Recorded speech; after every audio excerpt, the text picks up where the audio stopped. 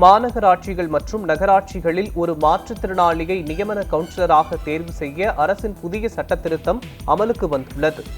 அதன் அடிப்படையில் சிவகங்கை மாவட்டம் மானாமதுரை நகராட்சியில் மாற்றுத்திறனாளியான ஜஸ்டின் திரவிய புஷ்பராஜ் நியமன உறுப்பினராக தேர்வு செய்யப்பட்டார்.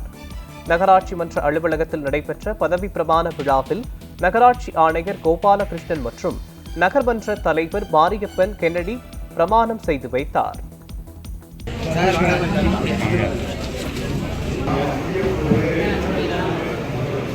மானாமதுரை நகராட்சி நியமன உறுப்பினராக